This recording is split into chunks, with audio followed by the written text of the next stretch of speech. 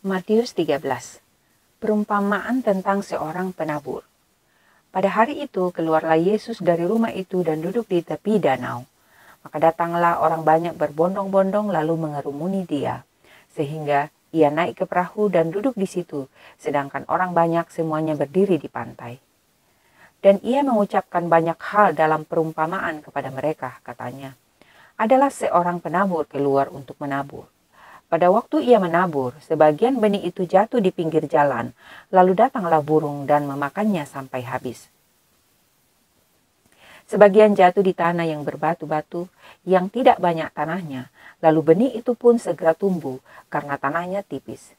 Tetapi sesudah matahari terbit, layulah ia dan menjadi kering karena tidak berakar. Sebagian lagi jatuh di tengah semak duri, lalu makin besarlah semak itu dan menghimpitnya sampai mati. Dan sebagian jatuh di tanah yang baik lalu berbuah. Ada yang 100 kali lipat, ada yang 60 kali lipat, ada yang 30 kali lipat. Siapa bertelinga hendaklah ia mendengar.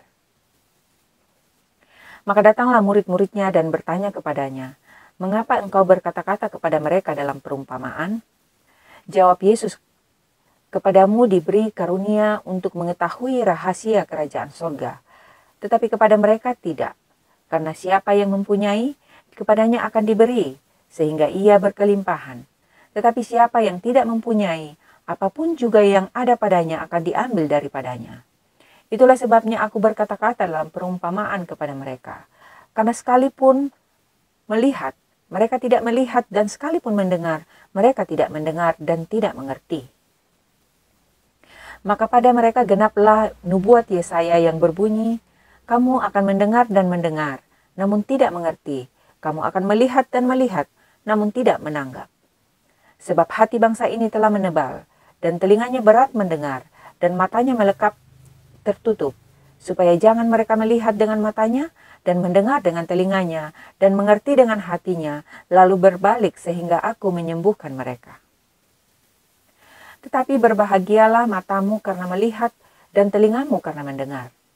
Sebab aku berkata kepadamu, sesungguhnya banyak nabi dan orang benar ingin melihat apa yang kamu lihat, tetapi tidak melihatnya, dan ingin mendengar apa yang kamu dengar, tetapi tidak mendengarnya. Karena itu, dengarlah arti perumpamaan penabur itu. Kepada siapa orang yang mendengar firman tentang kerajaan sorga, tetapi tidak mengertinya, datanglah si jahat dan merampas dan ditaburkan dalam hati orang itu, lalu benih yang ditaburkan di pinggir jalan. Benih yang ditaburkan di tanah yang berbatu-batu ialah orang yang mendengar firman itu dan segera menerimanya dengan gembira. Tetapi ia tidak berakar dan tahan sebentar saja. Apabila datang penindasan atau penganiayaan karena firman itu, orang itu pun segera murtad. Yang ditaburkan di tengah semak duri ialah orang yang mendengar firman itu. Lalu kekhawatiran dunia ini dan tipu daya kekayaan menghimpit firman itu sehingga tidak berbuah. Yang ditaburkan di tanah yang baik ialah orang yang mendengar firman itu dan mengerti. Dan karena itu ia berbuah. Ada yang 100 kali lipat, ada yang 60 kali lipat, ada yang 30 kali lipat. Perumpamaan tentang lalang di antara gandum. Yesus membentangkan suatu perumpamaan lain lagi kepada mereka, katanya. Hal kerajaan sorga itu seumpama orang yang menaburkan benih yang baik di ladangnya. Tetapi pada waktu semua orang tidur, datanglah musuhnya menaburkan benih lalang di antara gandum itu, lalu pergi. Ketika gandum itu tumbuh dan mulai berbulir, nampak juga lalang itu. Maka datanglah hamba-hamba tuan ladang itu kepadanya dan berkata, Tuan, bukankah benih baik yang Tuan taburkan di ladang Tuan? Dari manakah lalang itu? Jawab Tuan itu, seorang musuh yang melakukannya. Lalu berkatalah hamba itu kepadanya, jadi maukah Tuan supaya kami pergi mencabut lalang itu? Tetapi ia berkata, jangan, sebab mungkin gandum itu ikut tercabut pada waktu kamu mencabut lalang itu. Biarkanlah keduanya tumbuh bersama sampai waktu menuai. Pada waktu itu aku akan berkata kepada para penuai, kumpulkanlah dahulu lalang itu dan ikatlah berberkas-berkas untuk dibakar. Kemudian kumpulkanlah gandum itu ke dalam lumbungku. Perumpamaan tentang biji sesawi dan ragi.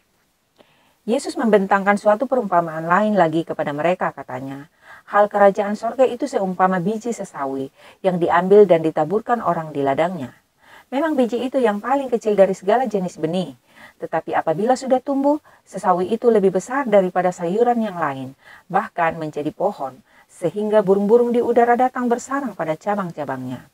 Dan ia menceritakan perumpamaan ini juga kepada mereka. Hal kerajaan sorga itu seumpama ragi yang diambil seorang perempuan dan diadukkan ke dalam tepung terigu 3 sukat sampai kamir seluruhnya. Semuanya itu disampaikan Yesus kepada orang banyak dalam perumpamaan, dan tanpa perumpamaan suatu pun tidak disampaikannya kepada mereka, supaya genaplah firman yang disampaikan oleh Nabi, "Aku mau membuka mulutku, mengatakan perumpamaan. Aku mau mengucapkan hal yang tersembunyi sejak dunia dijadikan." Penjelasan perumpamaan tentang lalang di antara gandum. Maka Yesus pun meninggalkan orang banyak itu, lalu pulang. Murid-muridnya datang dan berkata kepadanya, "Jelaskanlah kepada kami perumpamaan tentang lalang di ladang itu." Ia menjawab katanya, "Orang yang menaburkan benih baik ialah anak manusia, ladang ialah dunia. Benih yang baik itu anak-anak kerajaan, dan lalang anak-anak si jahat. Musuh yang menaburkan benih lalang ialah iblis. Waktu menuai ialah akhir zaman, dan para penuai itu malaikat. Maka seperti lalang itu dikumpulkan dan dibakar dalam api, demikian juga pada akhir zaman. Anak manusia akan menyuruh malaikat-malaikatnya dan mereka akan mengumpulkan segala sesuatu yang menyesatkan dan semua orang yang melakukan kejahatan dari dalam kerajaannya. Semuanya akan dicampakkan ke dalam dapur api. Di sanalah akan terdapat ratapan dan kertakan gigi. Pada waktu itulah orang-orang benar akan bercahaya seperti matahari dalam kerajaan Bapa mereka. Siapa bertelinga, hendaklah ia mendengar. Perumpamaan tentang harta terpendam dan mutiara yang berharga. Hal kerajaan sorga itu seumpama harta yang terpendam di ladang, yang ditemukan orang lalu dipendamkannya lagi. Oleh sebab sukacitanya, pergilah ia menjual seluruh miliknya lalu membeli ladang itu. Demikian pula hal kerajaan sorga itu seumpama seorang pedagang yang mencari mutiara yang indah. Setelah ditemukannya mutiara yang sangat berharga, ia pun pergi menjual seluruh miliknya lalu membeli mutiara itu. Perumpamaan tentang pukat. Demikian pula hal kerajaan sorga itu seumpama pukat yang dilabuhkan di laut, lalu mengumpulkan berbagai-bagai jenis ikan. Setelah penuh, pukat itu pun diseret orang ke pantai, lalu duduklah mereka dan mengumpulkan ikan yang baik ke dalam pasu, dan ikan yang tidak baik mereka buang. Demikianlah juga pada akhir zaman, malaikat-malaikat akan datang memisahkan orang jahat dari orang benar, lalu mencampakkan orang jahat ke dalam dapur api. Di sanalah akan terdapat ratapan dan kertakan gigi. Mengertikah kamu semuanya itu? Mereka menjawab, "Ya, kami mengerti." Maka berkatalah Yesus kepada mereka, "Karena itu setiap ahli Taurat yang menerima pelajaran dari hal kerajaan sorga itu, seumpama tuan rumah yang mengeluarkan harta yang baru dan yang lama dari perbendaharaannya." Yesus ditolak di Nazaret. Setelah Yesus selesai menceritakan perumpamaan-perumpamaan itu, ia pun pergi dari situ. Setibanya di tempat asalnya, Yesus mengajar orang-orang di situ di rumah ibadat mereka. Maka takjublah mereka dan berkata, "Dari mana diperolehnya hikmat itu dan kuasa untuk mengadakan mujizat-mujizat itu? Bukankah ia ini anak tukang kayu? Bukankah ibunya bernama Maria dan saudara-saudaranya Yakobus, Yusuf, Simon, dan Yudas? Dan bukankah saudara-saudaranya perempuan semuanya ada bersama kita? Jadi dari mana diperolehnya semuanya itu?" Lalu mereka kecewa dan menolak dia. Maka Yesus berkata kepada mereka, "Seorang nabi dihormati di mana-mana, kecuali di tempat asalnya sendiri dan di rumahnya." Dan karena ketidakpercayaan mereka, tidak banyak mujizat diadakannya di situ.